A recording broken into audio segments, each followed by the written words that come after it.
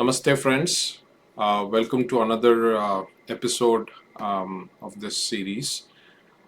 Today, I'm going to talk to you about my favorite literature in Vedanta, that is the Upanishads, and and especially, the spirit and the art of questioning.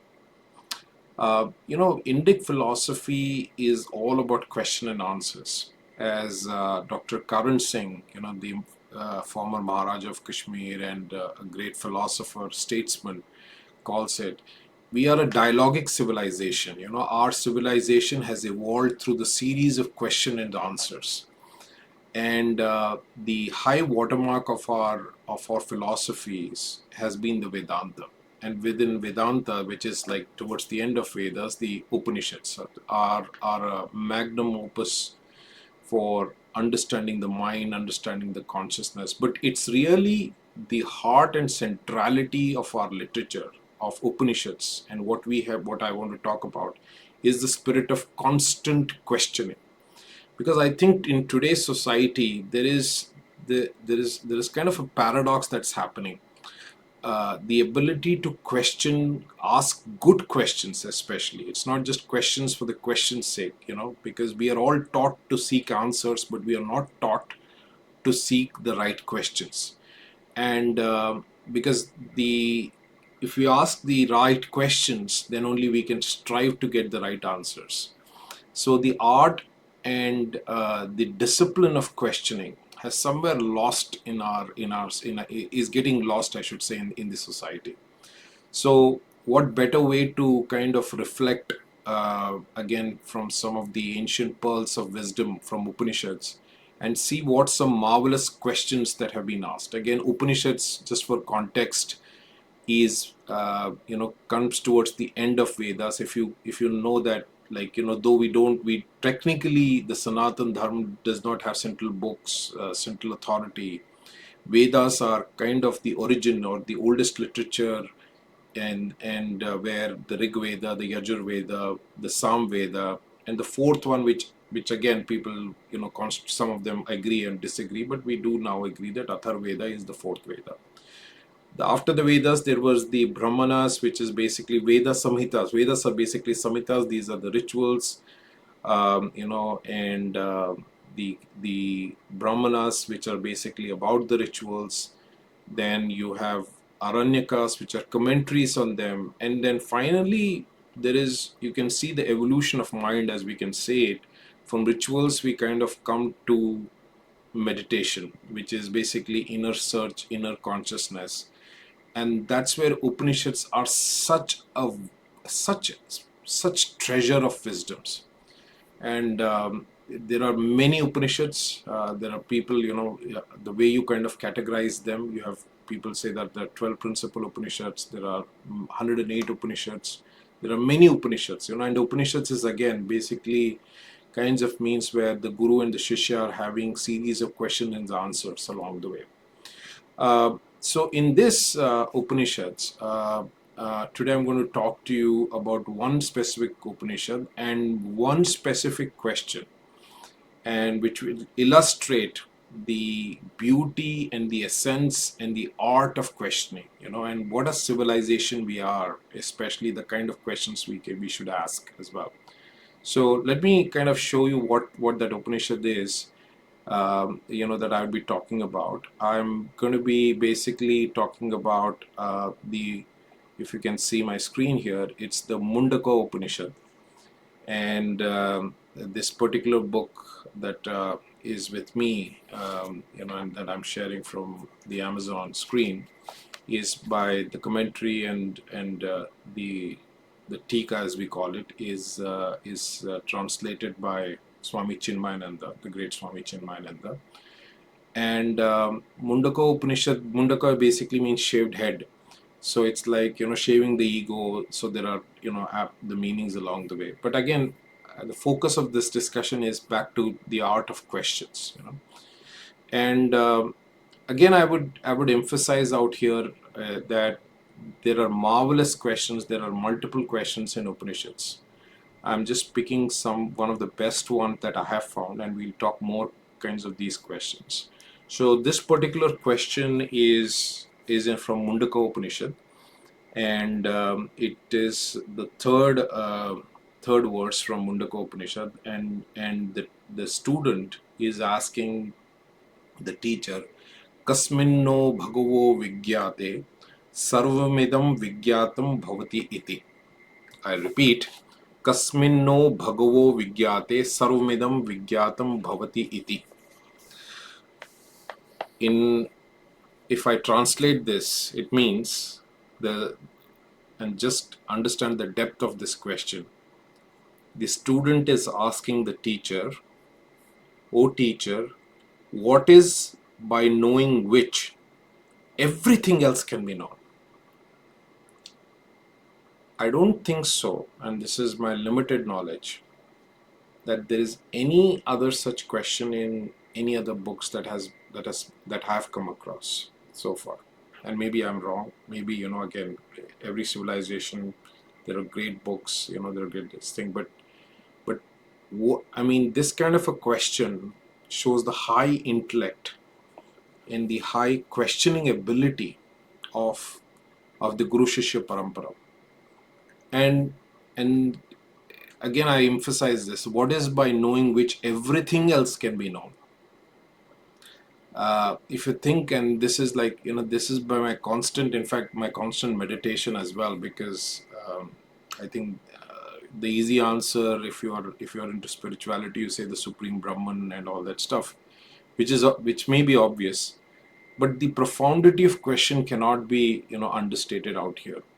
And then before we go and dwell more into this particular question and the answer that comes out of it, I want to state this out here is because today, the reason we need to kind of revisit the art of questioning here is because somewhere we are being taught, especially in this great civilization, the Indic civilization, that there is a cultivation of fear that's coming along the way, whether it is through authority, through scriptures, through quote unquote religious teachers, masters along the way, that if you question, you're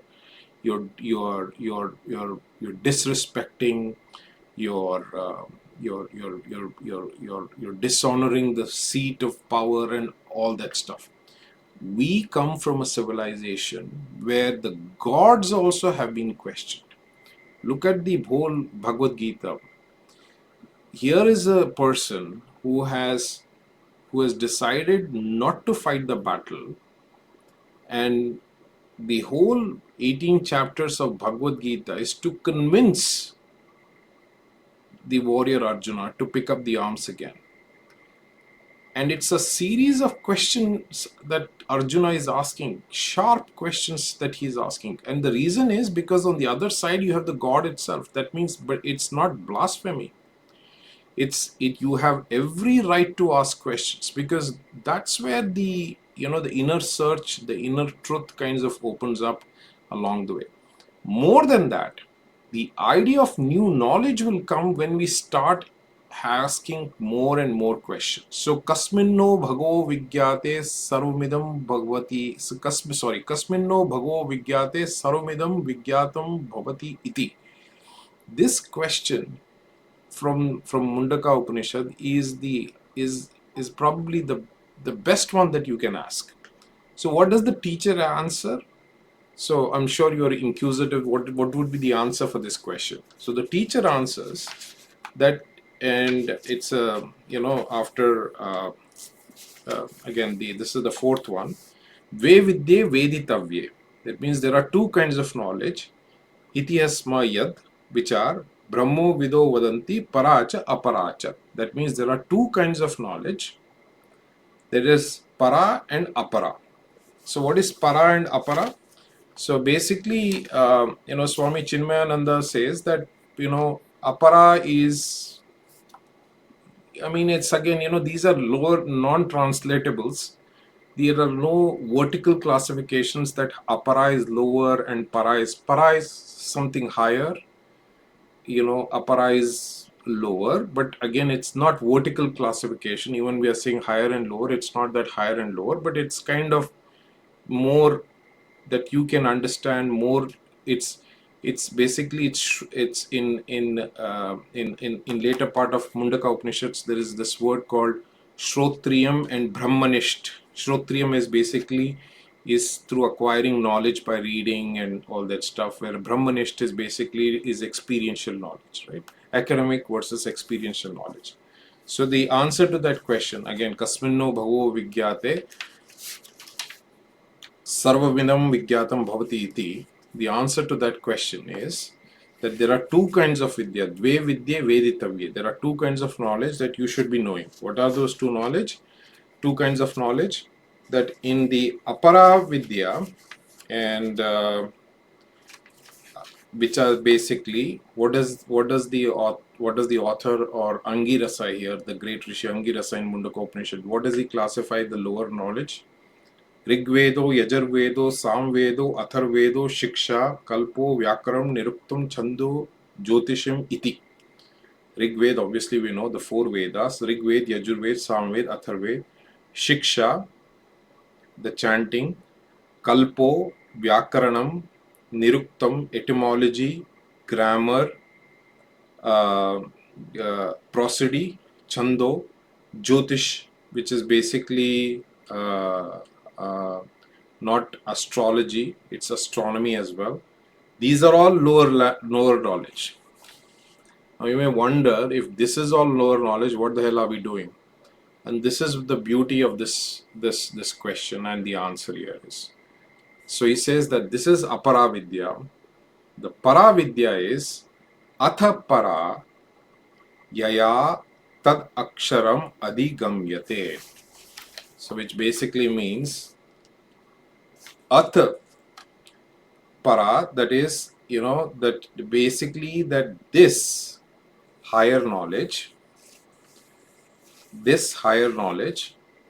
is akshara adigamyate, that which now the word akshar is loosely connotated as letters, right? We are not akshara abhyasa, aksharam is letter, along the way. Actually, if you kind of see, akshar is that which cannot be destroyed. Kshara, akshara, that means that which cannot be destroyed, that is always permanent. Adigamyate, that is the paravidya, that is the higher knowledge, is the one that which leads to permanent knowledge, the bliss. That is para knowledge. That is anubhuti vidya. That is that which is experienced, that which cannot be spoken, that cannot be expressed through words. Can be no literature, right? I mean, so the whole idea of this question is again that what is by knowing which everything else can be known, and the answer to which is basically that you got to know two kinds of knowledge. The lower knowledge, again, in the lower knowledge doesn't mean that you start reading Vedas and all. That means you got to master your degrees, your knowledge, your whichever subject you are whether it is business, finance, quantitative statistics, medicine, anthropology, sociology, and all. Let's kind of put it in today's context. Again, we are not saying that's a lower knowledge. It says, apara and para, but this is again from an English translator point of view. But the para knowledge, which is the inner knowledge, is that which is permanent, which leads to, and that which cannot be expressed. So adigamyate, so that which leads towards that is para knowledge. So there is two kinds of knowledge which will help one to realize this ultimate question, that is kasminno bhavo vigyate, that is by knowing which everything else can be known. So it is now so the central point again is not to move towards spirituality with this question. The central point of this whole element here is that we got to inculcate, especially in our kids, in our young minds, the idea of questioning. Please question. I'll give you a very recent example, and let me share with you that this particular book that I'm eagerly awaiting for release, because I listened to a lecture as well. This one is, if you're able to see my screen, it's this is a book by which is going to be released, I think, somewhere in March. The Art of Uncertainty: How to Navigate Chance, Ignorance, Risk, and Luck. It's written by Professor David. Sorry for if I'm not able to spell this right. Spiegel Halter. So Professor David is from the Cambridge University, and one of the foremost authorities on probability and statistics. In fact, uh, he's probably spent close to 5 decades researching about probability, and the idea, after, I mean, and as you know, probability is a whole branch in mathematics, and it's a fine branch in mathematics, which kinds of is has led to the whole aspect of the growth in statistics, and even contributed to machine learning and artificial intelligence and all that stuff. Um, the the central point in this book, after 50 years of research, this man says that probability is just just a human being's invention. There is nothing called probability. In fact, he redefines it as probability is nothing but personal uncertainty. Now, just think about it. Here is a professor who has devoted 50 years of his life in researching about this subject, and then writes about a book contradicting, probably, again, I'm not read the book along the way, I know these things, but basically questioning and trying to answer, or gaining new aspects or a new twist to his knowledge in itself. And the whole idea, whether probability from a mathematical perspective, yes, he goes drilled into the mathematical along the way, but is there something called probability, or is just personal uncertainty, and can that be put into numbers as well?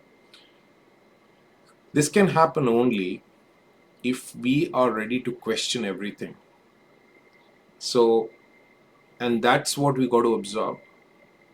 And great thinkers, great philosophers, great theorists, great academicians, and great human beings constantly evolve, constantly change through constant questioning. So when people change, or new questions emerge, and the questions lead to new answers, and those answers may lead to further questions along the way. And that's the whole idea, that we got to have an internal dialogue with, as much as we have an external dialogue with different sources and literature. So more to come on this. There are many more questioning. We are, as I said, we are a questioning civilization, and there's no sacrosanct into it. Everything should be questioned. Everything can be questioned out here, and I think that's the central message. At least that's what I absorb when I read this, high pearls of wisdom along the way. Thank you so much. Namaste.